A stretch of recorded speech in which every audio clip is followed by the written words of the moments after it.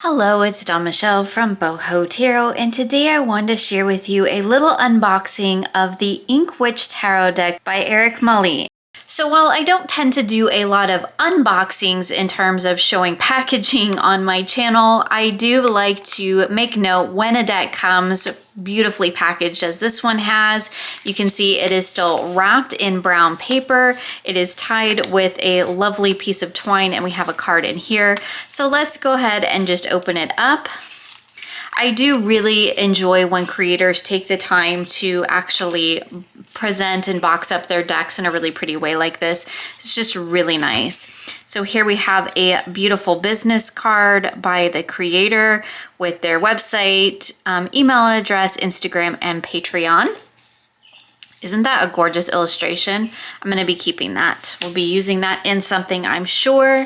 It says, thank you so much for your support, Eric, which is the deck creator. And I purchased this deck a couple of weeks ago because I really was drawn to the limited color palette. As you can see here, the artist has wrapped it in beautiful craft paper, which I am a fan of and I love. So it is plastic wrap, so let's go ahead and get that out of the way. So here's a look at the tuck box that the deck comes in, and it looks like the design is craft paper cutouts, and that is just super cool. And here are the cards inside. So lovely little tuck box, although I have already made a bag for this because I was excited when I found fabric that matched. Oh my goodness, look at these backs. I love this. Again, that's that same pattern that we saw on the box front, where it looks like it's cutouts from craft paper, and that is just totally my aesthetic. I am super excited to jump into this one. So let's go ahead and take a look at the cards in this beautiful deck. So here we have our Fool, where we see the cat on top of the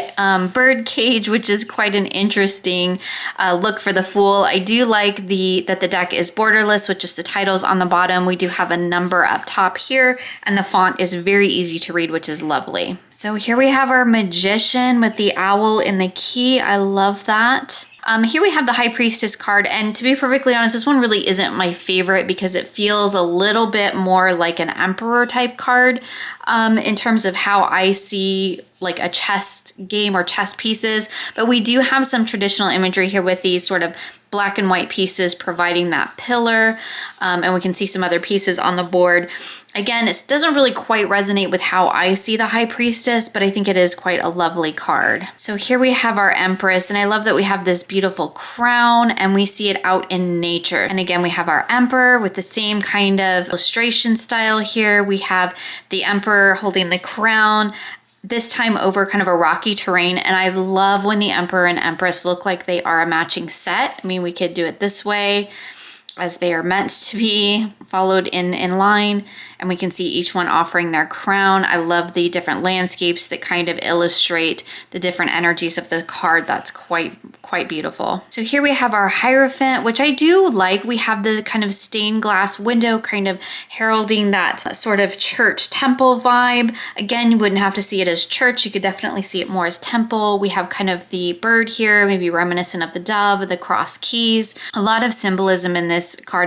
So here we have the Lovers card, and I do really like this Lovers card because we're seeing something that is a bit outside of our traditional. It's a little bit more modern, a little bit more diverse, and I think that's quite lovely for our Lovers card. So here we have our Chariot, and again, we see some more cats, and we definitely see that idea of kind of maybe getting in our car and leaving the city behind. I think that's a great imagery for the Chariot. So here we have our Strength card, and this is an interesting one because it kind of reminds me of like this Vietnam type of energy here, where we have the person offering, you know, putting the flowers into the rifles, kind of offering a different point of view on strength. Very modern illustration and symbolism here in the Strength card, but it is a really interesting depiction that I think really makes you kind of stop and think about the different meanings that we could find within that Strength card. So here we have our Hermit card with our cute little hermit crab. I mean, I think that's just lovely.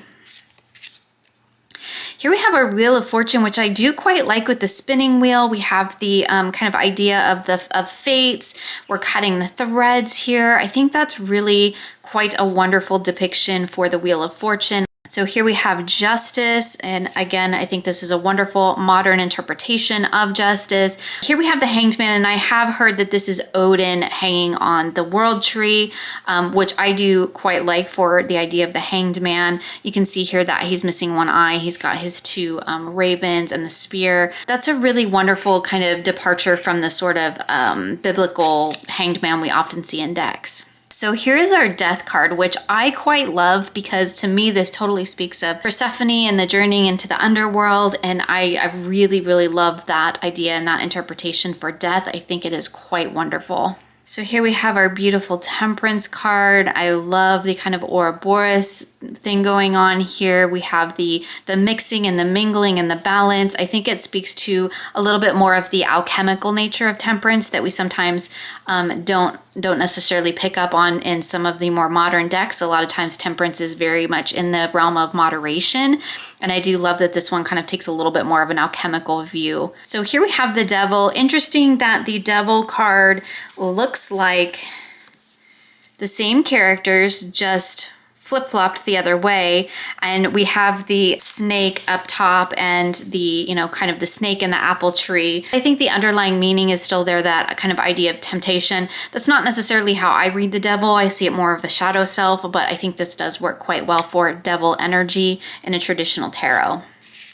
So here we have the Tower card, and this was a card that I wasn't really sure about when I first saw the deck. It's an interesting depiction of the Tower. You know, we definitely get that idea of sort of destruction. I think there's a lot of shadow energy in this particular Tower card that I think it kind of goes its own way, in that we don't necessarily see like the stability that remains, because there is no, like, there's nothing that's remaining here in the bottom of this. It's all kind of been blown to smithereens, and I'm not really sure how I feel about that, to be perfectly honest, but I do think it's a very powerful Tower card, and I think it does, again, really relate more to our modern world. So here we have the Star card, which is quite lovely, you know, just a big, beautiful star shooting through the sky. We see the car on the path here, kind of taking your own road. I think that's lovely. So here we have the Moon, again, another really beautiful card. The blacked out portions of the kind of the wolf and the dog and the phases of the moon really do stand out, and I think that's quite lovely.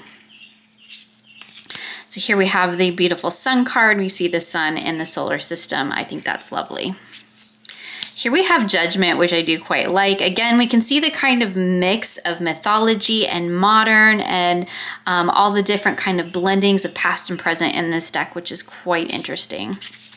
Beautiful World card. I love this idea of this kind of swirly integrated tree. Feels a little bit like it could be the world tree, which I think is really wonderful. So moving into our minors, we go into our wands with our ace, and I love that we have kind of the wand being pulled out of the magician's hat. I think that's quite clever. Here we have our Two of Wands. Definitely get that idea of kind of planning, making decisions. We see the little tool on the map. I think that's quite lovely. So here we have our Three of Wands, definitely that idea of, you know, we've made those plans, and now we're putting them into action. We're going out on our journey. Here we have our Four of Wands, which is a little bit more of a Pippish card. We just have kind of four sparklers kind of lighting up the night. And I do think it's quite lovely. It definitely speaks more to a numerological and elemental association for this particular card, but I think it works quite well. So here we have the Five of Wands. And I think one of the things that's really interesting about this card is we don't see obvious conflict here. But what we can see is that there has been this disruption, because these birds have, like, they are full on in flight. So it's like these birds have been startled. Something disrupted them in their, you know, quiet moment here. They've been disrupted, and now they've, in a flutter, taken off into the sky. And I think that actually works really well for the Five of Wands. I really like that depiction. I really like that idea of kind of that subtle disruption. Sometimes disruption isn't always obvious. And I love that that is kind of the message that's coming through this particular card. And here we have our Six of Wands. I love the little merry-go-round, the little carousel horses is beautiful. Here we have our Seven of Wands, which makes me giggle because we have like this snake-like creature down here, and this, I don't know if that's a possum or what that is exactly, but this little creature kind of hanging onto the wands, like he's hanging in there, right? Despite the turmoil that's down here, he's hanging in there, he's holding his ground, and I think that's quite wonderful and does fit really well with a Waite-Smith interpretation of the Seven of Wands. Here we have our Eight of Wands, which I absolutely love. I love this idea of, everybody coming together and kind of creating this big burst of energy, kind of building from that stability and that foundation, which I love being represented in an 8 card, and I think that's quite lovely. Here we have our Nine of Wands. Kind of have a little bit of a fairy tale vibe to this one because we see, the wolf down here. We see maybe like the villagers, the mob who's going out to get the beast, underlying energy that I'm seeing in this card. And again, a really interesting mix of story and myth and history and modern imagery all rolled into one. So here we have our 10 of Wands. I love this, that, we get the idea of responsibility. You could definitely see burden in this card as well. But I love when the person is persevering through that. So I think that works quite lovely. Here we have our Page of Wands, which I think is really beautiful. This idea of kind of learning, right? We have this, which looks like a kind of a student learning to master all of that magic. And I think that's beautiful. Here we have our Knight of Wands. I am not really sure what's going on in this image, to be perfectly honest with you. Is this a phone? Is he taking a selfie? I don't really know. I don't really get this card, just in all honesty. Here we have our Queen of Wands. She looks like a fairy godmother, which is quite interesting. We can see the pumpkin here. Again, tying in that idea of kind of fairy tale along with all of the modern stuff. This is really interesting, right? So we have a modern thing. This looks like he's almost like he's holding a phone. Looks like he's taking a selfie, which is a very modern thing to be depicting. But then here we have basically Cinderella's fairy godmother who's going to make all of her wishes come true. So quite interesting mix in this deck. And then we have our King of Wands, which doesn't relate to our queen at all, but he is quite wonderful. And I do love the idea of the stag for the King of Wands. He has the crown over his head. Again, just really, really beautiful illustrations in this deck. So moving into our Suit of Cups, we have our Ace here. And I love just this really simple, really understated depiction of, this person holding a coffee cup. We can see the heart in the center of it. And I really love the kind of quiet and calm that we see in this particular image. Here we have our Two of Cups. Again, very, very modern imagery. And I do love that we have kind of the hot and cold. You can see here we have an iced kind of coffee drink here and a hot coffee drink. I love that idea of kind of the two different aspects kind of coming together. So here we have our Three of Cups, kind of that more traditional imagery where we see one cup pouring into another. It's quite beautiful. Here we have our Four of Cups, where we have the little cat who's knocked the fourth cup down. Again, very traditional in its imagery, kind of that idea of, I don't want that cup anymore. But it's depicted in a really adorable way. So I do quite like that. Here we have our Five of Cups, which again, we have this really understated disruptional energy in the five, which I do quite love. We can see in the background here, this is a cemetery. So we have the fountain, which is not currently running. So that perhaps might be hinting to some of that disruption in that five energy, because we have a fountain here in the cemetery, but we don't see any sort of water or flow from it. So something has disrupted the flow of water to this fountain, and I think that's quite wonderful. Clever little cards in this deck. So here we have our Six of Cups, and I love this idea of the tea party. I mean, it's just beautiful, and it's just gorgeous illustrations in this deck.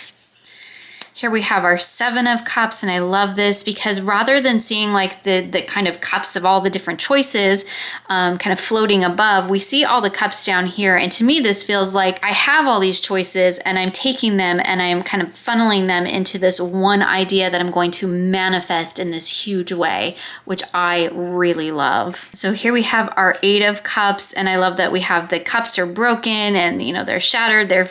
Some of them have sunk to the bottom of the sea, and this person's moving on. They are out of here, and I think that's quite wonderful. Beautiful Nine of Cups. Definitely getting the idea of abundance and growth. I love that. Very harmonious card.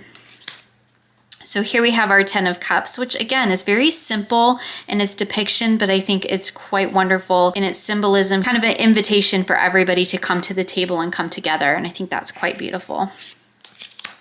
So here we have our Page of Cups, which again makes me giggle because it's the fish in the teacup, which is just fantastic. So here we have our Knight of Cups, and we can see that, you know, he's got the cup, he's gonna take it out into the world. I think that's quite beautiful. Here we have our Queen of Cups with our beautiful mermaid, and I love this, kind of gives me a little bit of Little Mermaid vibes here, where she's got the cups down here that she's collected all of her little treasures to kind of create a world that is of her own making, which I think is quite lovely. And here we have our King of Cups, which is really interesting because we see the king, you know, he's back here on the pier, like in the background, and he's fishing, and what's really at the forefront is this cup that's like floating and has kind of just been disregarded and forgotten. Really interesting depiction for the King of Cups. I'm not sure what the actual intention is, but for me, it kind of just speaks to the idea of really, you know, knowing your own heart and letting go of the things that don't serve you and just really sinking into your own state of being. And I think that is really wonderful for a king. So moving into our Suit of Swords, we have our Ace, which is quite an interesting card. Definitely looks like somebody coming to grab hold of that energy, and they're gonna take it and do their will with it. It's quite lovely. Here we have our Two of Swords, which is really, really quite an interesting card because we have these two very fierce looking unicorns that are kind of battling it out. Really that idea of being of two opposing mindsets and kind of letting them battle them out within you. And we'll see who comes out victorious in the end. Three of Swords is quite lovely because we do have more of a sort of numerological association. We have the three narwhals coming together. They're kind of creating this interlace with their horns. You know, are they fighting or are they just bringing it all together? I think that really depends on the context of the reading. And I love to see Three of Swords like this because, again, that speaks more to the way that I read and in a little bit more of a numerological association. So here we have our Four of Swords. Again, that idea of kind of rest. We see this bug beneath the surface. Kind of speaks more to of a death sort of energy, but perhaps this bug is one that's sort of in hibernation and it's going to, you know, uproot itself and go off into the world. So quite interesting. Here we have our Five of Swords, and this definitely speaks to much more outwardly dynamic, confronting energy, which I do think works quite well for the sword suit because being the swords for me is the suit of the mind. I love this idea that he's kind of like eating the sword. You know, he's chained up. You can see the wire or whatever it is here is wrapped around his paws, but you know, he's making his own way. He's breaking free of it, and I think that's quite lovely. So here we have our Six of Swords with, again, another really traditional type of imagery with the person in the boat. I feel like there's a baby there. I see a little hand. So definitely this idea of kind of taking your family, taking those who are important to you and moving on. This could also be very much of a, you know, nurturing those new thoughts that come out of that disruption from the Five. So here we have our Seven of Swords, which I do quite like because we have all of these swords are down in the crack, and we have this crack that's leading upwards into this sword, or perhaps this sword was the one that was shoved down into the ground that created the crack that swallowed all the other swords. Quite interesting. And here we have our Eight of Swords, which is a wonderful little card because it really speaks to that idea of the magician's box, you know, where the magician shoves the swords in and there's like the lady in there. But of course, she's not really in there, right? And so I love this idea for the Eight of Swords because on the outside, it looks like this box is being, you know, being pierced with these swords and whoever is inside the box is being pierced with the swords, but it's all an illusion. It's not really what's going on. And I love that for the Eight of Swords. So here we have our Nine of Swords, which is very much a kind of Pippish type card where we don't have a full scene depicted, but we have these 9 swords hanging overhead. There's a lot of darkness below here, but each of the sword tips is kind of like caught the light. It really speaks to this idea of kind of dynamic energy, but maybe some illumination that's going to come out of that heaviness, which I think is quite lovely. And here we have our Ten of Swords, and this one is a really interesting one because we see this bug that looks like this butterfly that's maybe been pinned down to the table, to the mat, and now it's rising again. I'm not sure if it's like the pre-pinning or post-pinning, but either way, I love this idea that it's got all of these needles through it, but it's still, you can see up off the table, off the flat surface, and it is rising upwards. So I think that is quite lovely. Here we have our Page of Swords with a knighthood here. I think that's lovely for the page, kind of that idea of initiation. Here we have our Knight of Swords, which is interesting because we have this bird who's sitting atop a sword. I do love the birds for the knights because they are winged creatures and they take to the sky like thought. I think that does work quite well. So here we have our Queen of Swords, and I do think she is quite wonderful. I love that she's full on in her power. And here we have our King of Swords, which is very reminiscent of kind of, you know, King Arthur, the sword and the stone, and I think that works beautifully for a King of Swords. So moving into the Pentacles, which is my favorite suit. So here we see this person who is maybe planting this new seed, this little pentacle, and I think that's just beautiful. Here we have our Two of Pentacles, which is interesting, you know, really ties into that kind of traditional idea of balance in a very kind of on the nose sort of way, which I think is quite clever. So here we have our Three of Pentacles, which I do really like with the bees creating the honey, and the honeycomb really speaks to the idea of community and coming together to create something larger for the global whole. I think that's beautiful. So here we have our Four of Pentacles with our sort of dragon's hoard. It definitely speaks more to the idea of sort of the Waite-Smith miser energy, which is not necessarily how I see the Four, but we could also see this as just, you know, this is the dragon and all that he's accumulated. And, you know, now he's just kind of taking a look and appreciating what all he has. So I do think that works quite well. Here we have our Five of Pentacles. Again, very understated disruptive energy here, but we can see that energy kind of coming through the little fruit flies or whatever they are that are coming to eat away at the fruit on this tree.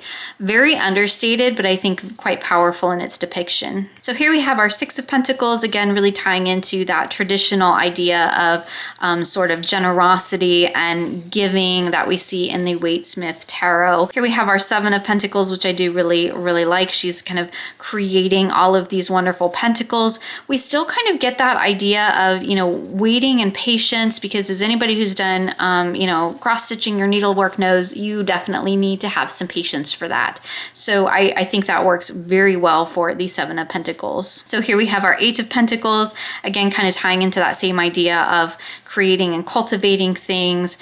Similar energy to what we see in the Waite-Smith Eight of Pentacles, but I do like this idea that you're just really hammering it into being masterful in what it is that we're creating. Here we have our Nine of Pentacles, which I think is lovely. I love that the pentacles are kind of in the sky and in the stars, and we see them kind of above this castle happily ever after landscape. And finally, we have our Ten of Pentacles, which is beautiful with kind of collecting all of the little bits of abundance. Feels a little bit like a Seven of Pentacles type of energy, but in the Seven, where we're kind of still waiting for those pentacles to develop, here in the 10, you know, we see that they're ripe and they're ready to be picked. So I think that is quite wonderful.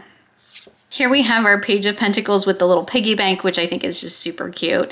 Definitely, you know, that idea of kind of saving. You've got to save up the little bits in order to get to the big ones. So I think that's really wonderful. Here we have our Knight of Pentacles with our little kitty that is holding the pentacle. I'm really not sure what exactly this card is depicting, but it's super cute. So here we have our Queen of Pentacles, which is quite an interesting card because we see the mother cat here, you know, kind of caring for her babies. I do believe that is what is being depicted. I tend to think of that more as a Queen of Cups type of energy, that mothering energy, where the Queen of Pentacles I think of more as being that kind of earthy, more in a nature sense, but I think this works. We definitely get that idea of kind of nurturing and nature and motherhood all in this queen. I wouldn't say it's my favorite Queen of Pentacles, and you know I'm pretty particular about my Queen of Pentacles cards, but I do think it's quite interesting. And finally, we have our King of Pentacles, where we see kind of the card game, and you know he's got all the kings, so he's got the winning hand. So really interesting deck. There are some cards in here that are like really, really clever. There's a couple of cards that the association really doesn't quite resonate for me. I understand what I think the artist was going for, but it kind of misses the mark for me. And then some of them I think are really quite wonderful.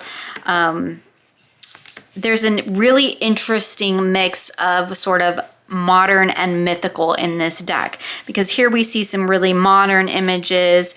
Then we have some like animals, so kind of nature and humanity mixed in together. Again, we have more modern here that we see in the Justice, where here we have Odin hanging on the World Tree, and that's definitely a much more mythological tie-in. Again, we have Persephone there, or what I'm perceiving as Persephone. But then here we have the tower with the kind of like atom bomb depiction. So it's a really interesting depiction of kind of a variation between the modern and the mythical. It feels a little bit like a deck that kind of spans humanity. Some of them I think are really, really beautiful. And I think that the depiction of them is quite clever. The fives are really interesting in this deck. I really quite like the fives. And I think this artist has done a really wonderful job kind of capturing this really interesting energy while still maintaining that kind of traditional structure of the more Waite Smith's style tarot. And I do think it's quite lovely. This Three of Pentacles is wonderful. I love that. So yeah, some of them are really, really interesting. Like this Ten of Pentacles, I love that. And this Page of Pentacles, I mean, that's just good fun. So it's a fantastic little deck as far as, you know, the depictions go. It does feel like an interesting mix of modern and mythical. It definitely has a bit of a masculine feel to me. Just in the way that the imagery is depicted and some of the choices on the cards, but that's definitely not a bad thing. I like to have some decks that feel like they have a bit of masculine energy. It helps balance out some of the more overly feminine decks that I have in my collection.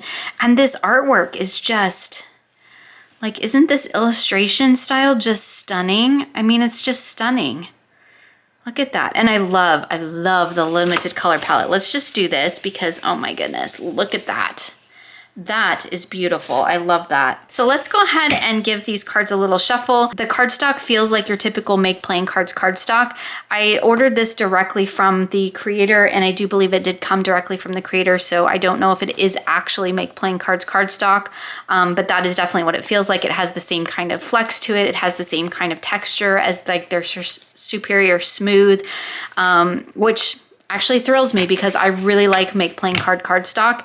It shuffles beautifully, as I'm sure this deck will. Yeah, that's just gorgeous. Love the shuffle here. I'm just sitting here thinking about what color I'm going to edge it in, because of course I'm going to edge it. But anyway, let's give it a little shuffle first. And pull a couple cards and see what we get. Ooh, that King of Wands wanted to pop right out, so we'll let him hang out here. It's the King of Wands, the Sun, and the Six of Wands. Interesting. Look how beautiful those are on the table. Ooh, that's exciting. One of the things I did notice as I was kind of going through the deck here is that, and here's a good example, some of the cards have periods after the end and some of them don't. So like here, this Pentacles doesn't, this Wands doesn't, but the Sun does. I was trying to see if there was a correlation. Okay, so just really interesting here, and I don't know if there's any significance to this or it's just something I noticed, but all of the major arcana and the court cards all have a period at the end. And all of the numbered minors, minus the aces, do not. Also, the border color on some of these is different, and I don't know if that's intentional or not. I do kind of like it. Like some of them have, this has more of a beige title area. This is more white. You can see here also in the Wheel of Fortune and the Page of Swords, the title area on the Wheel of Fortune is more beige. I think that's kind of interesting. I do kind of like that. And here on the aces, we have the periods as well. We also have a variety of different font sizes, and I don't know, I mean, I'm sure it's just to probably try to make the words fit, but you can also see that the title areas are kind of different sizes as well. Like the Ace of Wands has a much smaller tidal area than the Ace of Pentacles or the Ace of Cups.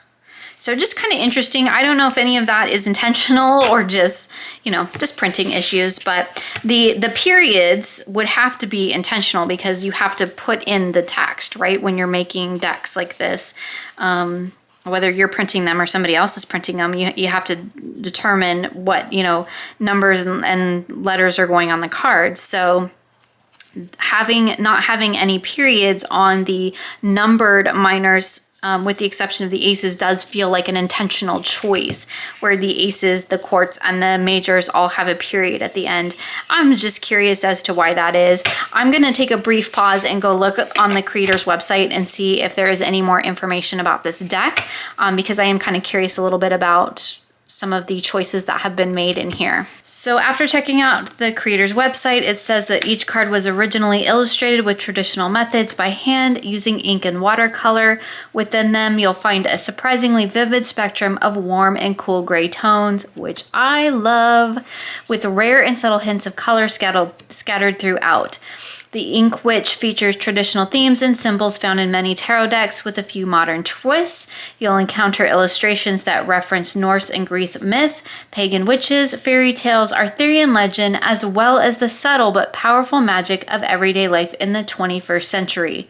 Currently, the deck does not include a guidebook, but one is in production. It will be available soon as both a free digital PDF and a physical book available on the creator's website. So really interesting. There's that kind of myth and modern. I do quite like that. Really interesting, quite smart little deck I think that this creator has put together. So as always, I kind of want to go through and pair it with a couple of oracle decks to see how it might work, because I have a few that popped into mind as I was going through this particular deck. So the first one that actually came to mind when I was flipping through this deck is the Earthbound Oracle. And I think that's because the color palettes I think will be quite compatible.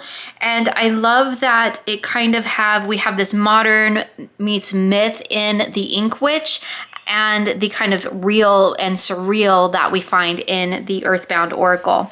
So I thought these might be really interesting to pair together. So here we have permanence between the Seven of Pentacles and the Three of Wands. That is quite beautiful.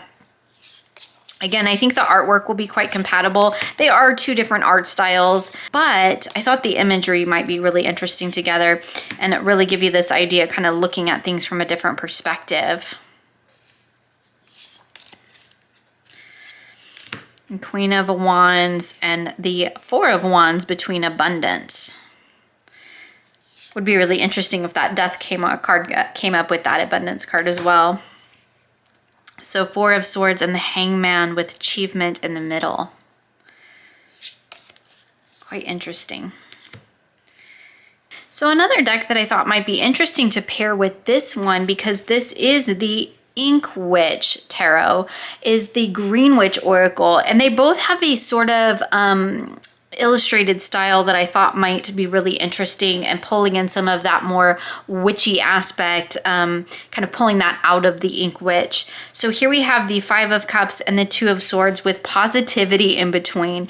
How kind of funny is that? We have that kind of dried up energy, that disruption to the flow in the Five of Cups, and then we have this kind of combative energy in the Two of Swords. And these two cards are kind of telling you, hey, stop. Let's not look at the negative. Let's look at the positive side of things, right? Let's see where we can pull out some positivity from these more challenging situations. That's actually quite lovely. I like that.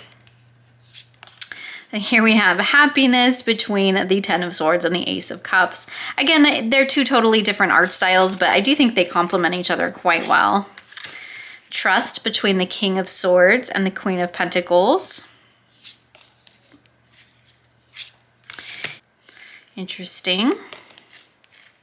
I love this Eight of Swords. Victory between the Eight of Swords and the Wheel of Fortune. Quite lovely. All right, let's do one more, because I do think these are quite interesting together. Stimulation between the King of Cups and the Star. So in speaking of that kind of witchy energy and then looking at things from a kind of masculine, feminine point of view, kind of tying those two elements together, bridging those two dualities, I thought it would be interesting to pair the Ink Witch Tarot with Seasons of the Witch Samhain Oracle. I thought that would be really interesting to kind of pull those two energies in to coalesce together. So here we have a rooted between the Eight of Cups and the Five of Pentacles. It says, may you never tear the living ritual that is magic merged within the roots of your being, the soil of your soul. That's quite powerful. Again, different art styles, but you know, I thought they might pair really well together, and I think they really do. So here we have the third harvest between the King of Wands and the Six of Wands. Beautiful. And the color palette choices are pretty similar, although they're much darker in the Samhain Oracle than they are in the Ink Witch. But again, the color palettes are actually kind of in the same tones, which is wonderful. So here we have the Banshee between the Six of Swords and the Fool. That Fool card is quite funny. The cat eating the canary, trying to get the canary. So here we have a Wolf between the Sun and the Hermit. Run wildly into the freedom of your knowing. Interesting. Here we have Divination between the Seven of Swords and the Ace of Wands. So one more deck that I wanted to try because it just kind of, I don't know, there's a similar vibe here. Is not an oracle deck, but a tarot, and this is the Sacrobito Tarot.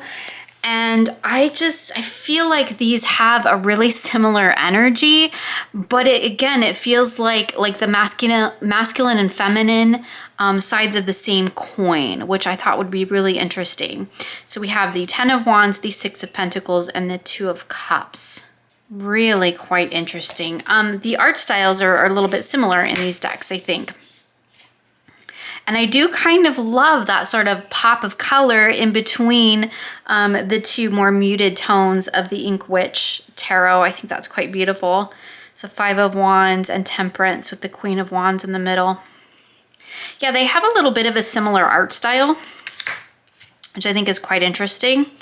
And I do think that they have, like, I don't know how to really explain it. They just do kind of feel like the two different sides of the same coin a little bit. Again, the Sacrobito feels like a little bit more of a feminine, and of course by feminine and masculine, I do not necessarily mean male, female. I mean the two polarities of those particular energies. So the Sacrobito to me feels like it has a little bit more of a feminine underlying energy to it, and the Ink Witch feels a little bit more like it has a masculine underlay to it, and I think that actually they work quite well together. I mean, look at that. That is gorgeous. We have the Six of Cups with the Fool and Death. How beautiful is that? Okay, one more. I'm still not sure about this Tower card, but I think I could get on board with it. These figures almost look pretty similar here. Similar kind of faces. Beautiful. Really interesting pairing with these. I think this could make for some really interesting readings to use these decks together. So yeah, really interesting deck. I do really like a lot of the cards. I think there's some really smart illustrations in this deck. The artistic style is beautiful. The color palette is beautiful. I mean, there is no doubt in my mind to this creator's artistic talents.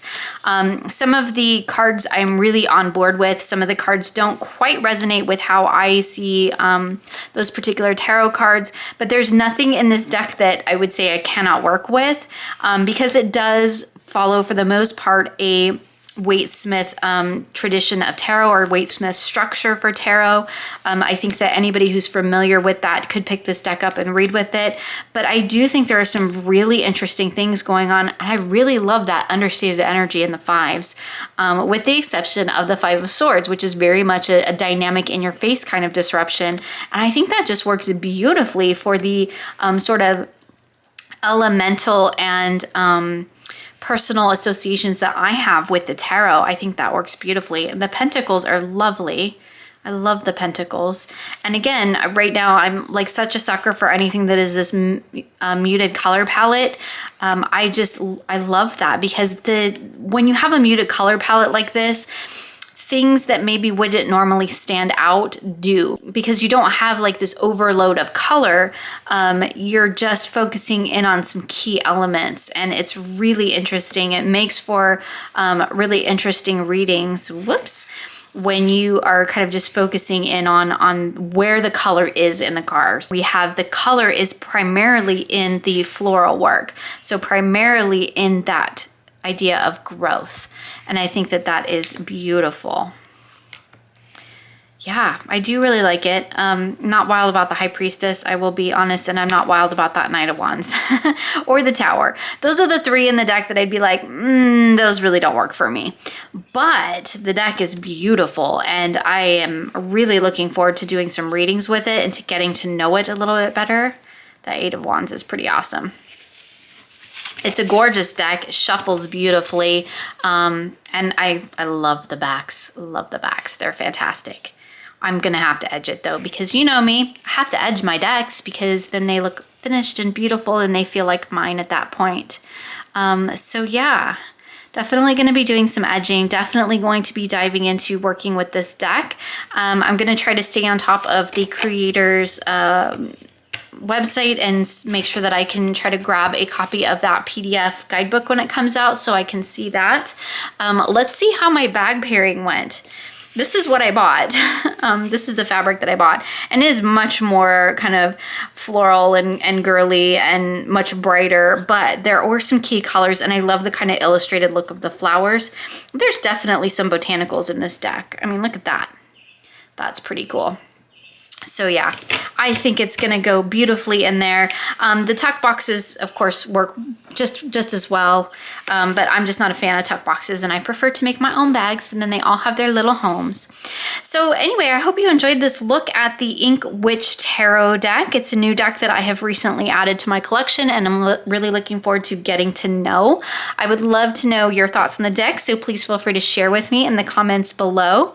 And as always, thank you so much for joining me today, and I look forward to seeing you again soon for more creative tarot for an inspired life. So just a little post-vid check-in. I actually have edged this entire deck. I edged it in the Tombow 942, and I added a beige color to the side, which I think works beautiful with the artwork. And of course it matches the back as well, which is quite lovely. Look at that. It kind of matches the craft paper too. So yeah, I just thought I'd show that. I got the deck all edged. It's got its little bag fitted in there. And it is all ready for me to work with.